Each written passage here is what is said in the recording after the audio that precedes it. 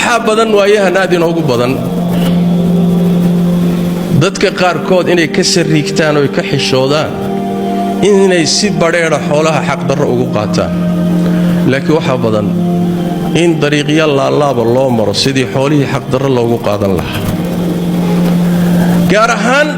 in loo isticmaalo looyarada oo loo isticmaalo maxkamadaha oo loo isticmaalo dadka jagooyinka haya si xoolaha dadka xaqdarro loogu qaato waxaa laga yaabaa dad fara badani inay isleeyihiin malaa haddaad maxkamad geyso oo maxkamadii kuu xukunto xalaal bay kuu noqonayaan dhegayso rabbiga tabaaraka wa tacaala allah wuxuu leeyahay war xoolaha dadka xaqdarraha ku cunina baatilha ku cunina oo aad u geysaan xukaamta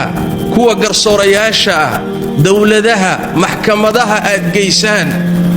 si aad dadka xoolahooda xaqdarro ugu qaadataan idinkoo og inay xaqdarro tahay wa antum taclamuuna idinkoo og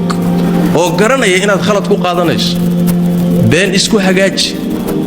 xoolo iyo laaluush bix wax farsamee qaaliga laaluush looyarka lacag ka dharji xoolaha dadka si aad u qaadato si adiga lagugu xukumo ma kuu xalaalaynaysaa ma saasaa xoolo ku xalaaloobaan ma ilaahay baa la siraa ma sharciga ilaahay baa laga wareegsadaa ma laga dhuuman karaa rabbi tabaaraka wa tacaala mase la siri karaa maya allah tabaaraka wa tacaala callaamu lghuyuub waaye waxba kama hoos bixi karaan haddaad aadamaha sirto ilaahay ma siri kartid haddaad aadamaha ka lugmeersato allah tabaaraka wa tacaala kama lugmeersan kartid sidaas daraaddeed xoolaha dadka oo maxkamadii kuu xukunto macnaheedu ma aha inay xalaal ku yihiin